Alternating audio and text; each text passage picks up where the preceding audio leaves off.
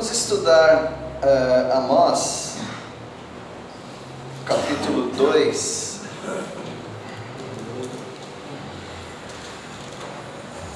Nós estamos estudando Amós, não é um livro muito fácil de digerir, porque é um livro de muito esmagamento, literalmente esmagamento, quando Deus resolve esmagar algumas nações, destruir as nações, queimar as portas das cidades, a cidade toda, levantando inimigos contra essas cidades. Tem aquele mapinha ainda, Rafa? Então, esse mapinha de Israel dá uma ideia para você. Israel assim de comprido, né? Tem 270 quilômetros e de largura apenas 45 quilômetros. Israel é uma nação poderosíssima, sempre foi, mas não por força própria, porque Deus resolveu escolher essa nação. E é uma nação que, como disse o profeta, é um cálice de tontear, ou seja, todo mundo fica meio que bêbado em relação a essa nação, porque a nação ela causa golpes em todos aqueles que mexem com ela. Uma nação pequenininha, mas ninguém pode mexer com Israel. Já houve tentativas de invasão e destruição total, tanto no passado quanto no presente. Nomes como Yasser Arafat, que era o líder máximo dos palestinos, o próprio Adolf Hitler, e tantos outros que quiseram destruir Israel, mas nunca conseguiram. Teve a Guerra dos 5 Dias,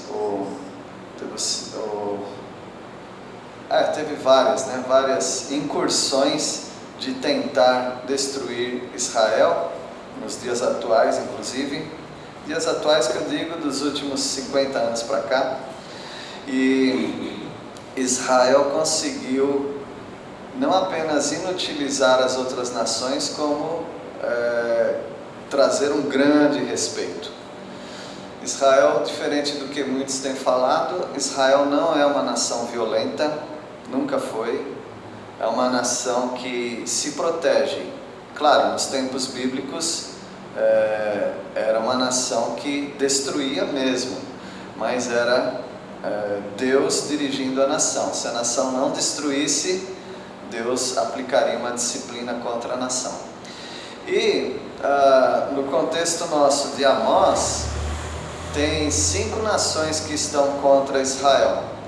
Então a nação da Filisteia, onde são os filisteus, ao sul Edom, que são os edomitas, à direita Amon, que são os amonitas, lá para cima Tiro, e mais para cima ainda Damasco, a nação que conquistou outras nações, Síria e também a Síria.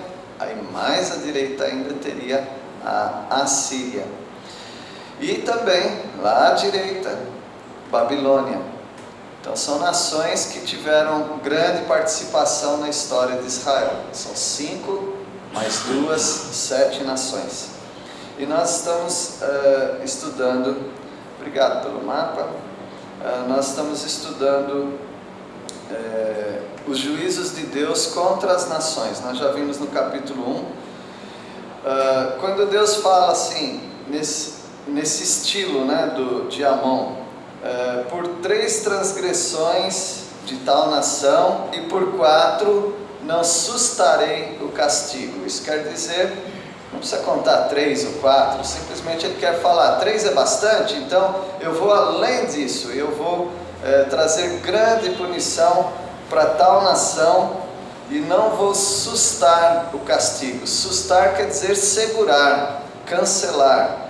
Deus não vai cancelar o castigo e vai realmente até as últimas consequências castigando essas nações. tudo isso já passou, já acabou, ainda terá para o futuro outras punições de Deus, mas o que isso tem a ver conosco? Principalmente aqueles que são já salvos por Jesus Cristo, que já aceitaram a palavra, que isso tem a ver conosco? Bom, o nosso Deus continua disciplinando.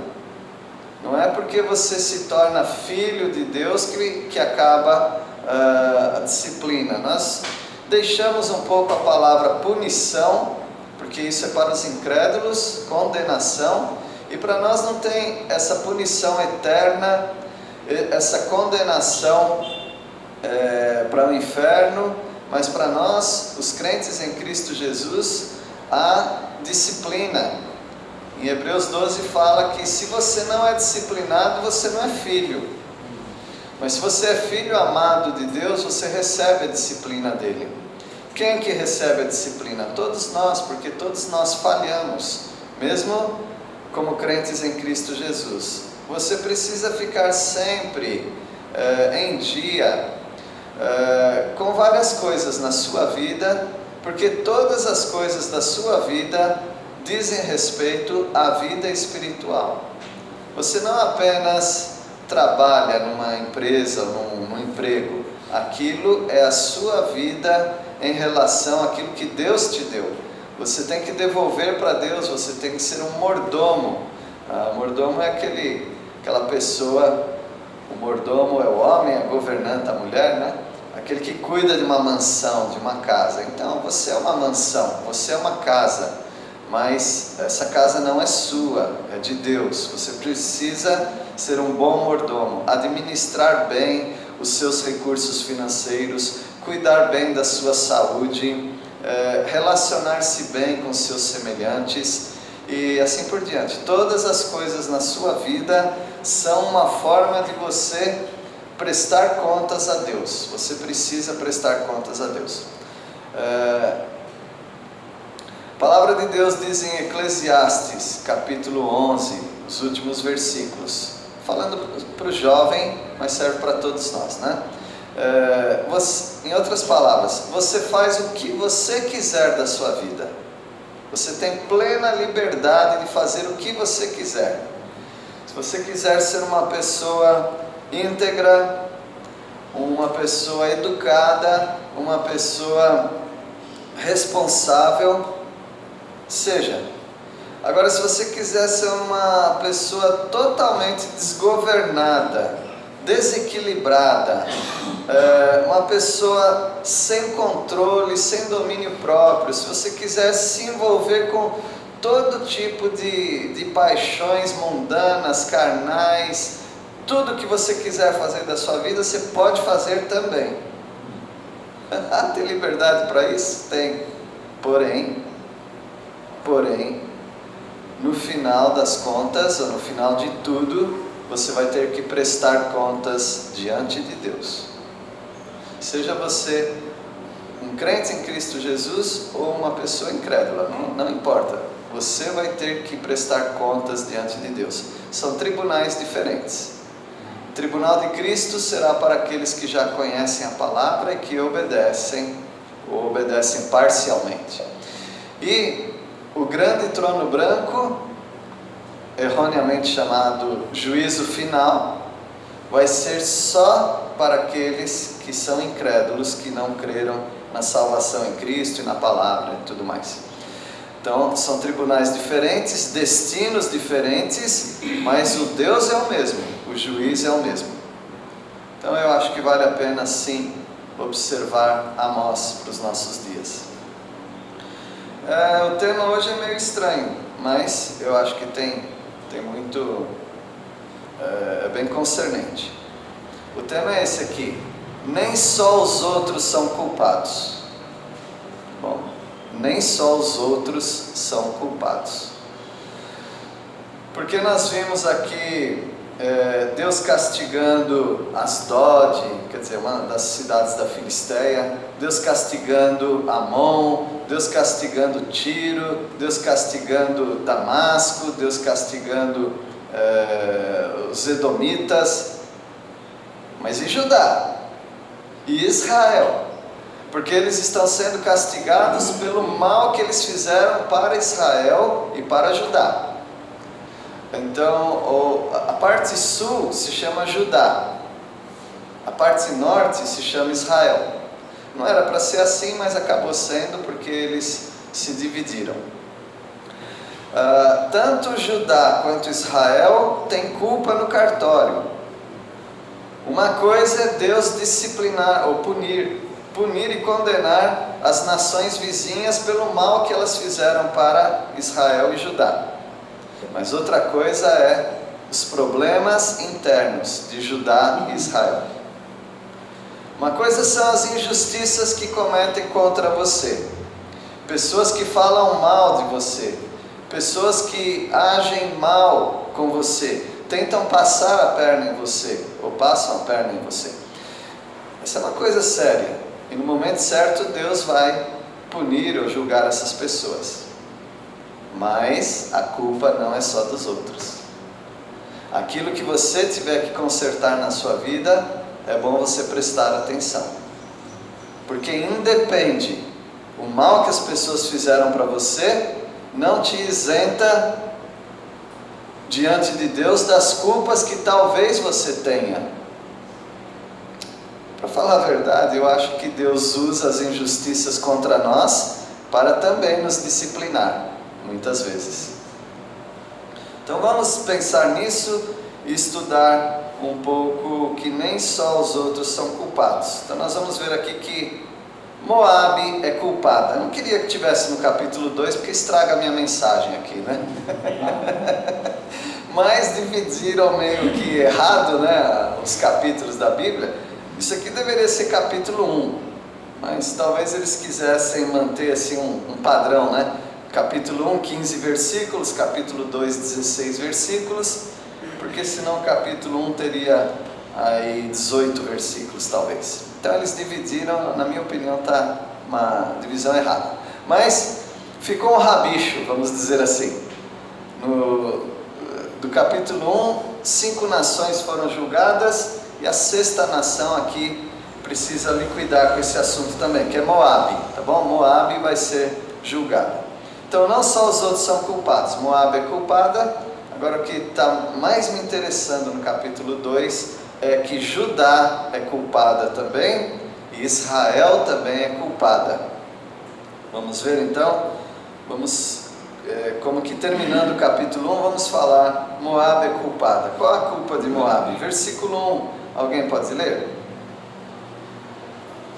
Assim diz o Senhor: por 3 transgressões de Moabe e por 4 não sustarei o castigo, porque queimou os ossos do rei de Edom até os reduzir a cal. O que Deus está falando é que Moabe tem culpa no cartório. Qual a culpa de Moabe? É de destruir Edom? Não, não é isso. Os edomitas, eles eram muito culpados e Deus usou Moabe para castigar Edom. Inclusive os edomitas fizeram muito mal para Israel e Deus usou Moabe para punir Edom. Porém, veja que impressionante, Deus queria que destruísse Edom, mas o que Moabe fez foi com requinte de crueldade. Vocês já viram talvez notícias assim, de alguns crimes com requinte de crueldade. É para matar? Sim, então vai lá e mata. Nós sabemos que nas culturas passadas e atualmente também, um corpo insepulto é uma desonra. Um corpo não fica jogado assim. Talvez vocês já tiveram a triste experiência de ver, presenciar algum acidente ou pós-acidente e cadáver assim no chão, né? Mas o que as pessoas fazem? Antes mesmo de chegar a polícia e tudo, o que elas fazem? Elas cobrem. Para evitar até aquela cena horrível, e tem gente que tem prazer em coisas mórbidas. Eu me lembro antigamente, não sei se existe isso, né? De vídeos só com mortes. Eu nunca assisti aquilo. Eu não gosto de ver essas cenas assim. Mas tem pessoas que têm um prazer mórbido. Quando eu fui fazer a atualização de carteira, né, nacional de habilitação, tinha que assistir aqueles vídeos. Eu me lembro daqueles vídeos há 40 anos atrás, mais. Eu lembro que eu tinha assistido para tirar minha carteira de motorista quando tinha 18 anos. Mas agora sim, alguns anos atrás, teve que... Vocês lembram, né? Alguns fizeram aquele curso lá ali. Não sei como é que chamava. Mas tinha que assistir aquele vídeo de novo. Aí eu falei para o instrutor, tem que assistir isso? Tem que estar na sala. Tá bom, então eu vou pegar um livro e ficar lendo, tá? Tudo bem, tem que estar na sala. Eu não assisti aquilo lá, porque é corpo carbonizado, pessoa decapitada, os acidentes assim. Mas tem gente que tem prazer mórbido. Mórbido quer dizer podre, né? Uma coisa horrível.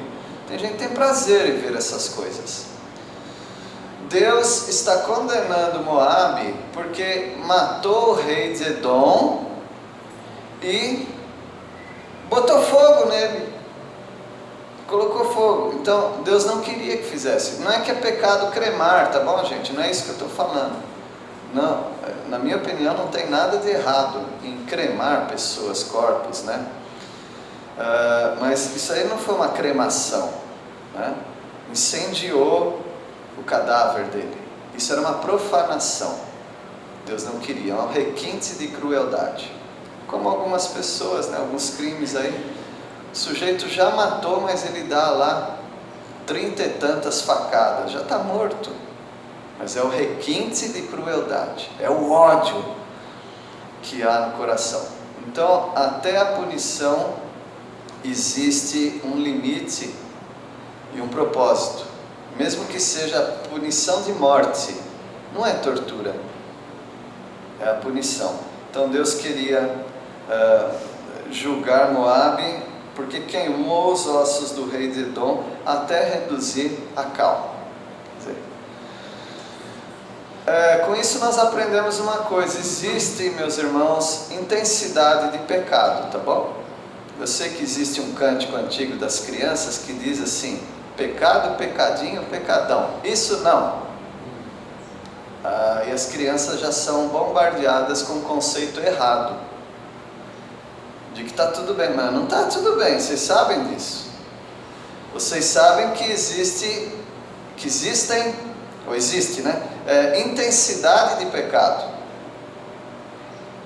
Tem intensidade, tem gravidade. A essência do pecado mesmo, não só a consequência, mas o ato do pecado. Tem pecado que é pior do que outros. Para Deus é verdade, tudo é pecado. Mas Deus nunca falou que os pecados são iguais. Nós que estamos falando isso. Você vai encontrar na palavra de Deus muitas referências em que há intensidade de pecado, que há maior ou menor punição por causa do ato cometido. Quão grande pecado cometeu? Mas se é pecado não precisa nem falar grande. Não, tem pecado que é grande. Pecou muito mais. Menos rigor haverá para Sodoma e Gomorra do que para as cidades onde Jesus andou. Então você vai encontrar isso. Em Apocalipse, capítulo 20, versículos 11 a 15, você vai encontrar ali o grande trono branco, que é o julgamento de todos os incrédulos. E lá está mencionado que cada um foi julgado. Pode falar, seu Zé. Segundo as suas obras. Cada um julgado segundo as suas obras. Eu não vou ser condenado pela sua... eu não, né? Os incrédulos. O incrédulo não vai ser condenado pela obra de outra pessoa. Ele é condenado pelas suas próprias obras. E cada um vai receber a punição segundo as suas obras. Ou seja, haverá um grau de punição, maior ou menor. E eu não tenho nem ideia do que isso significa em relação ao inferno, lago de fogo e eternidade. Eu não sei. Mas Deus sabe, e Deus está dizendo aqui que o pecado de Moabe foi muito grave nesse requinte de crueldade. Versículo 2. Alguém pode ler? Por isso meterei fogo a Moabe, fogo que consumirá os castelos de Ilhote. Moabe morrerá entre grande estrela, alarido e som de trombeta. Só por causa disso? Sim, só por causa disso. Porque operou a punição que Deus queria em Edom, mas exagerou na dose. E fez algo que Deus não queria que fizesse. E por causa disso, qual foi o pecado? Deus está acusando de ter queimado, né? Queimado o rei até os ossos virarem pó. Como que Deus vai castigar Moabe? Vai meter fogo na cidade e vai consumir tudo, os castelos, os prédios governamentais, tudo. E Moabe vai morrer em grande estrondo, alarido e som de trombeta, ou seja, vai ser um Deus nos acuda, né? Como se diz. Por quê? A punição de Deus contra essa nação por ter feito isso. Versículo 3. E tirarei o juízo do meio dele, e todos os seus príncipes com ele matarei. Isso. Deus usaria a Babilônia. Deus usou a Babilônia, tá? Para fazer isso. E a Babilônia invadiria e conquistaria e destruiria completamente e também mataria os príncipes todos de Moabe. Fecha-se essa página de condenação das nações vizinhas, tá bom? Vamos para a segunda. Judá é culpada, a nação de Judá, é o povo de Deus. O povo de Deus está sendo vingado pelo que fizeram contra eles. Agora Deus quer castigar ou disciplinar o seu próprio povo. Então é algo para a gente pensar, não é? A vingança de Deus contra as injustiças, ela tem um tempo, ela vai acontecer. Há intensidade de pecado, mas também nós temos que pensar, e a nossa vida, como é que está? Será que a gente está passando limpinho no meio das injustiças que estão cometendo contra nós? É interessante como algumas pessoas não usam a cabeça e ficam tão bravas em algumas situações e elas acabam perdendo a razão. Por exemplo, se alguém te maltratar, gritar contra você e cometer alguma injustiça, e você começar a gritar com a pessoa, a tal ponto que aquilo vira um rebuliço, uma briga intensa, no final das contas ninguém sabe quem está certo. E você que tinha tudo para vencer num tribunal, seja um tribunal oficial ou um tribunal nosso mesmo, você que tinha tudo para vencer acaba saindo como errado, à toa, porque não controlou o seu temperamento. Às vezes acontecia com os filhos de alguém cometeu alguma injustiça, coisa de criança, né? Na escola. Aí falava da injustiça, falei, olha, ainda bem que não foi você que fez isso contra outra pessoa, foi outra pessoa que fez contra você, porque você não carrega essa culpa. Meus irmãos, nós não precisamos carregar culpa quando alguém é culpado contra nós. Então você tem que tomar muito cuidado em algumas circunstâncias para que o pleito não vire contra você. Lá em Provérbios, algumas vezes fala a respeito disso, e uma das vezes fala: não se apresse em pleitear a causa contra o teu irmão, para que você não se ache em, agora eu não lembro a palavra, eu vou usar, injustiça, para que você não seja encontrado injusto, alguma coisa assim. Ou seja, com aquela ênfase, com aquela vontade de fazer justiça contra o outro, ou sobre o outro, não contra, mas sobre o outro, Talvez você pode cometer o erro da precipitação e aí acabam descobrindo coisas erradas em você também. Não é algo para a gente pensar? Por isso o Senhor Jesus falou para, se as pessoas te perseguirem, te amaldiçoarem, reaja com amor, ore por elas, abençoe essas pessoas, porque no devido tempo o Senhor vai trazer a sua causa em justiça. Bom, vamos ver o que aconteceu com Judá. Judá também é culpada.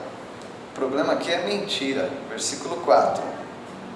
Mensagem do Eterno: por causa de 3 grandes pecados de Judá, por que não dizer 4? Não vou tolerá-lo nem mais um dia. Judá recusou a revelação do Eterno, negou-se a obedecer aos meus mandamentos, mas engoliram as antigas mentiras que levaram seus antepassados a becos sem saídas. Ah, Judá, agora é sua vez. Não vai reclamar que eu não estou fazendo justiça, que eu já fiz justiça contra os outros. Agora chegou a sua vez. É mais ou menos como um filho que chega em casa machucado, apanhou, sei lá o que, tá bom, vamos atrás, vamos falar com o outro pai, eu não sei. Vamos trazer justiça. Aí tá tudo resolvido, tudo ressarcido. Agora senta aí no sofá, filho. Agora está na hora da gente conversar. Você sabia que tudo isso aconteceu porque você... Aí você pode mostrar a culpa dele também. É importante nós não nos sentirmos culpados por aquilo que nós não fizemos. A gente encontra algumas pessoas bem culpadas, se sentem culpadas. Mas o que aconteceu? Eu acho que eu não fui uma boa esposa. Por quê? Ele me bateu tanto. Peraí. Não, ele é culpado. O fato de você não ser uma boa esposa é uma outra coisa, mas tem grandes pecados aí no meio e tem outras coisas menores. Então nós precisamos saber que isso é importante. Por exemplo, se seu filho, estou falando muito de criança hoje, né? Mas seu filho quebra o carrinho de alguém, ninguém mais brinca de carrinho, né? Celular, quebrou o celular do outro. Você não deu a devida atenção. Isso acontece, né? Foi um acidente. Você está justificando seu filho quando você deveria pegar os R$1.500 e ir lá na loja e comprar outro celular do outro. R$1.500, quanto está um celular? Nem sei, espero não ter que comprar um. Aí para cima. Aí... Depende, se for só para descarga, 1.500 só para descarga. Aí o filho está na mesa comendo e derruba o suco na mesa lá. Por acidente ele derrubou o suco. Aí você dá uma surra nele. Está vendo? O senso de justiça seu está totalmente desequilibrado, está descoordenado. Você tem que saber que proporcionalidade é algo que existe na mente de Deus. Algumas coisas são muito sérias e precisam ser tratadas de modo bem severo, mas outras coisas você pode amenizar, porque não é tão sério assim. Judá foi bem injustiçada, porém, ela fez uma coisa muito séria. O que Judá fez de sério aqui? Foram 2 coisas bem sérias. Alguém consegue ver no versículo 4, uma coisa séria que Judá fez? Meus irmãos, rejeitar a palavra de Deus é algo muito sério. Ficar sem escovar os dentes é uma coisa séria, tá bom? Mas rejeitar a Bíblia é muito mais sério. Você não pode rejeitar a palavra do Senhor. Você não pode desprezar esse livro dizendo, é um livro de homens, isso não me afeta. Porque você está trazendo sobre você uma grande punição. Rejeitar os estatutos, não guardar os estatutos, o que Deus mandou. Por exemplo, eu falei para vocês, estou aqui dramatizando, né?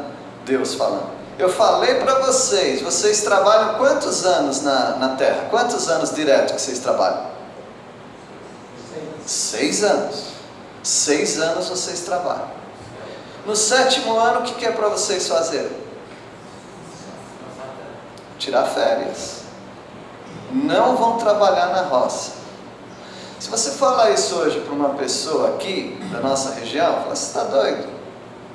Você está doido? Não vou trabalhar no 7º ano? Pô, vai quebrar, os meus negócios vão quebrar. Qual era esse princípio? Qual o princípio que Deus queria dar? Irmãos, não é negócio de descansar a terra. Ah, não, a terra tem que descansar. Irmãos, a terra é uma coisa maravilhosa. Você bota um calcário lá e mistura, fica novinha em folha. Não é essa a questão. A questão é o princípio da confiança no suprimento de Deus. E era antecipado, né? Porque no 6º ano dava dobrado. Exato, antecipado. Então, qual o problema? Porque, veja, no 7º ano você para. Ah, não vou parar, pode faltar, mas Deus já te deu dobrado no 6º ano.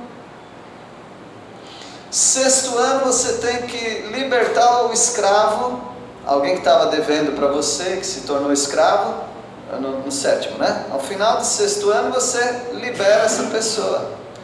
Não, vou precisar de mão de obra. Mas você nem vai trabalhar no 7º ano, que você está preocupado. É para você liberar. E algumas pessoas então queriam até fazer um jogo. Eu me lembro que nas escrituras tem até uma provisão para isso, porque eu estava lendo uma vez, não sei quando, mas eu estava lendo e pensei, poxa, o cara podia dar uma desperto, né? Chegando, porque ele tinha que perdoar todas as dívidas também. Isso aqui é no 49º ano, ele tinha que perdoar todas as dívidas. Então tinha gente falando assim, bom, eu preciso já correr porque logo chega o tempo de eu perdoar as dívidas. Então eu já preciso recolher aí. E o texto da Bíblia fala que Deus vê, Deus sabe a intenção do seu coração. Você está querendo fazer um jogo porque você está com medo, né? Que você tem que perdoar a dívida. Não, vai firme no seu propósito, não atropele o processo. Se tiver que, se alguém te pedir emprestado no último mês, empresta. Nossa, você está doido? Vai embora. Se eu vou emprestar, daí daqui a um mês eu vou ter que perdoar. Deus está vendo a motivação do seu coração. Hoje você faz isso. Se você tiver que perdoar, não tem problema, Deus vai te dar depois. É o princípio da fé. Meus irmãos, Judá e Israel também, mas estamos falando de Judá. Judá fez isso, essa jogada suja com Deus, por 490 anos. 6 anos, 7º descansa. 6 anos, 7º descansa a terra. E assim por diante. Então, quantos anos foram até cumprir 490 anos? Eu não sou bom de matemática, que eu já sei a resposta. Quantos anos foram? Um buraco aí para cada 7º ano. Quanto? Isso. Porque 49 vezes 7. Como? Isso aí. 70 anos. 70 anos roubados do Senhor, não guardaram o mandamento. Sabe o que Deus fala posteriormente, futuramente, com outro profeta, Jeremias? Porque vocês roubaram de mim o descanso da terra de 70 anos, vocês vão para o cativeiro. Quantos anos eles ficaram no cativeiro? 70 anos, para deixar a terra descansando. 70 anos. É o princípio da fé, não guardar os mandamentos de Deus. Então é por isso que Deus ia julgar a nação. E o outro é deixarem-se ser enganados. Eles se deixaram ser enganados por quem? Será que foram eles mesmos? Dá uma lida de novo no final do versículo 4.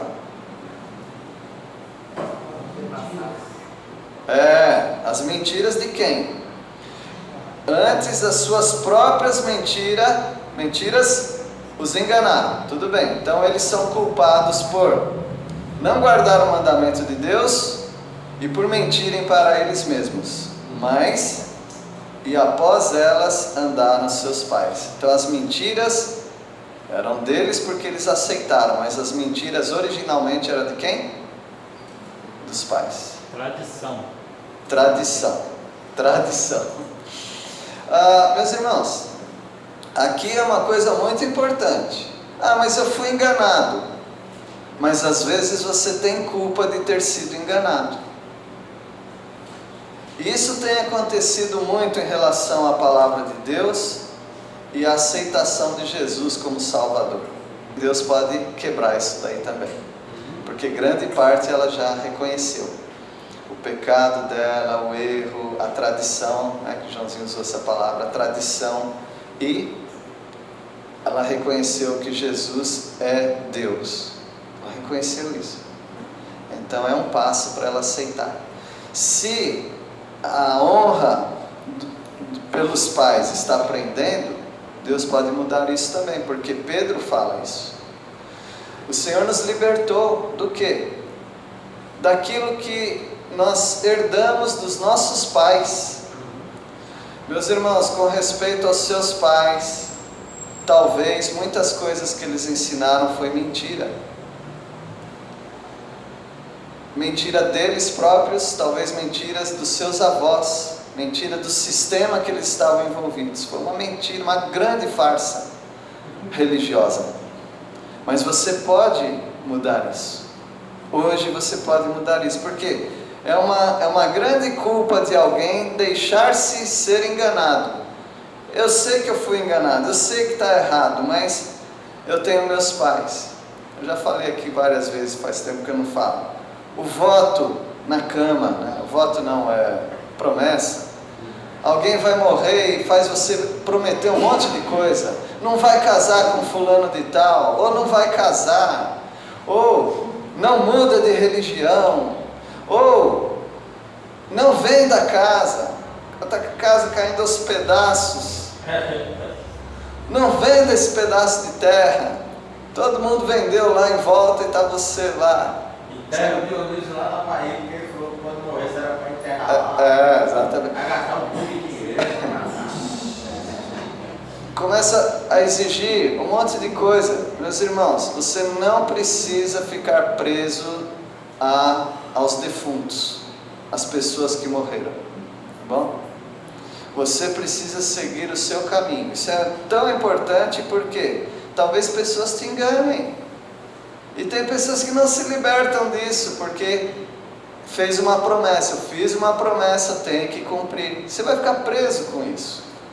Então a palavra do Senhor é bem clara que o pecado de Judá foi sério nesse sentido. Primeiro, por rejeitar a palavra de Deus, não guardar a palavra de Deus, os mandamentos de Deus. Segundo, por terem sido enganados pelas suas próprias mentiras. Uma delas, não vai ter cativeiro, não vai ter punição. Alguns até pagavam para profetas falarem mentiras. Eu estou te pagando para você falar que não vai ter cativeiro.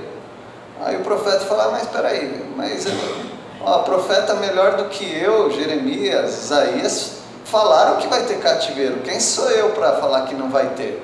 Eu estou te pagando, rapaz. Fala que eu estou mandando você falar. Tá bom, tudo por dinheiro, né?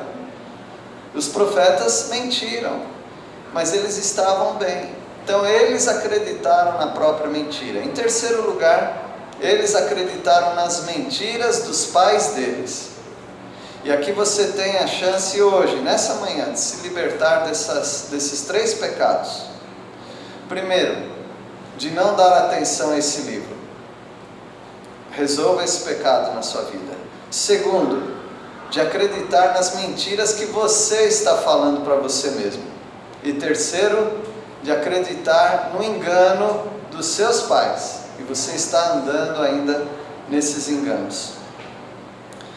Bom, Deus traz uma disciplina para ajudar. Versículo 5 e a gente termina com versículo 5. Por isso lhe terei fogo a Judá, fogo que consumirá os castelos de Jerusalém. Aconteceu isso? Sim, aconteceu. Aconteceu algumas vezes. Aconteceu no ano, talvez estou errando o ano aí, mas é 587 a.C., com a invasão da Babilônia. Aconteceu no ano 70,